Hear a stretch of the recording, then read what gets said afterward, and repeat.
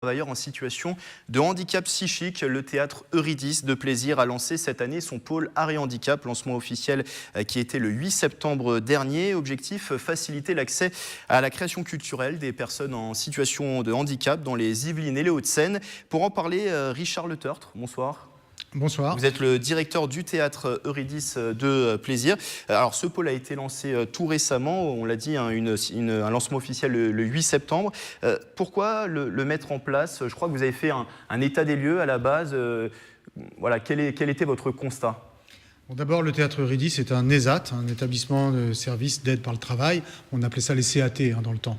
Donc il y a 64 travailleurs en situation de handicap qui travaillent avec des professionnels autour.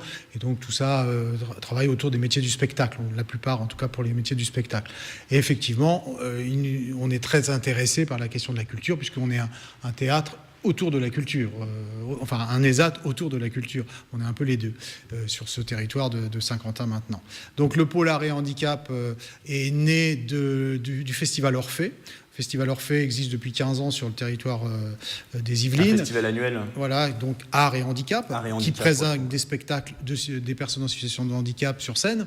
Et donc on a fait aussi le constat que une fois par an, d'accord, il y avait le festival, et qu'est-ce qui se passait le restant du temps? Et on constate, et on a donc procédé à une étude avec des étudiants en ingénierie sociale, qu'il y avait absolument très peu de contact entre les établissements médico-sociaux, donc là où les gens habitent ou travaillent, ou en tout cas sont référencés, et puis les établissements culturels.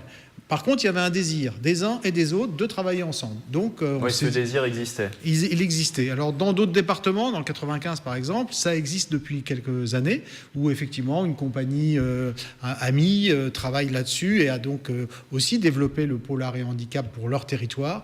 Et on a décidé de se réunir et de lancer, il y a eu un appel à projet par le Sénat, la Caisse nationale autonomie solidarité, qui a été remporté. Et donc, on a décidé de créer un pôle art et handicap régional. C'est ça le but à la fin, c'est qu'il y ait une structure régionale avec des antennes départementales. Exactement. En parallèle, des festivals que nous avons aussi réunis ensemble. Donc c'est une dynamique régionale, une dynamique de coopération. Et le pôle art et handicap 78-92, le théâtre Eurydice, s'en est chargé. Et donc, effectivement, on a fait un lancement officiel, mais ça fait 3-4 mois qu'on y travaille. Oui. Et donc, voilà, il y a toute une méthodologie pour arriver à ça. L'idée finale, effectivement, est de permettre à tous les établissements, à toutes les personnes en situation de handicap dans les établissements médico-sociaux, de pouvoir avoir accès à la culture auprès des théâtres de proximité. Parce que l'idée, c'est de travailler et de faire jouer cette proximité-là. Des fois, c'est en face, on ne traverse pas la rue. Finalement, un rôle d'entremetteur, faire le lien entre ces établissements médico-sociaux et aussi les établissements culturels, enfin les pôles culturels. En fait, on essaye de briser une glace, peut-être qu'elle n'existe pas tant que ça, mais finalement, comme les choses ne se font pas, nous, on répertorie, on a fait une cartographie, Google Maps accessible. Il y a eu plusieurs étapes. Ça a permis de visualiser qu'autour de 7 établissements médico-sociaux, il y avait un théâtre là au milieu, qui des fois se connaissaient pas, des fois se connaissent. Il y en a qui ont fait office déjà de partenariat, mais finalement pas autant que ça. Et voilà, on essaye de les réunir et de leur proposer des actions simples, pas trop chères, de venir voir au spectacle, la présentation de saison, une visite du théâtre, voilà, et peut-être même un atelier de pratique artistique, parce que ça, ils sont très demandeurs de ça. Et ça constitue un ensemble de petites choses qui fait que toute l'année, il y a une relation pérenne qui se noue entre ces établissements médico-sociaux et ces théâtres de proximité. Ça permet aussi aux théâtres de proximité d'aller un peu plus loin dans la question de l'accessibilité.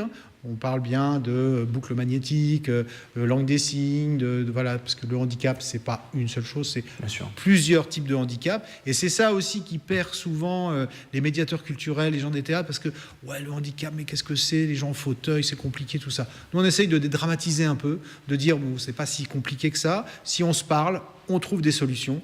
Et finalement, c'est pour le meilleur de tout le monde, quoi. 2 derniers mots très rapides, là, les prochaines actions du coup, qu'est-ce qui va être mis en place autour de ce pôle art et handicap, les prochaines? Alors, on continue à mettre en place à réunir un peu les uns et les autres, et c'est les signatures de conventions de partenariat. Donc on essaye de pérenniser un peu ces relations-là, avec des conventions qui permettent d'identifier des partenaires, dans chaque établissement des personnes, c'est important. Et puis on écrit cette convention en disant, bah voilà, cette année on va faire ça, ça, ça et ça. Et puis à la fin de l'année on fera un bilan, puis nous on sera présent pour l'arrêt handicap, pour rappeler ça, pour vérifier que les bonnes personnes sont toujours au bon endroit, sinon on en rechercher d'autres. Enfin voilà, faire en sorte d'être un peu l'huile des rouages de ces partenariats. Voilà. Et puis je me permets, voilà, le théâtre Eurydice. D'un côté, c'est le pôle arts et handicap, de l'autre, c'est le théâtre Eurydice et sa programmation, puisque effectivement, nous sommes un théâtre sur 50 ans en Yvelines, d'un genre un peu particulier, mais voilà, nous existons sur plaisir. Merci Richard Le Tertre d'avoir été avec nous. Je le rappelle, vous êtes le directeur du théâtre Eurydice ESA de Plaisir, le théâtre Eurydice qui a lancé tout récemment un pôle arts et handicap. Il nous a accordé une interview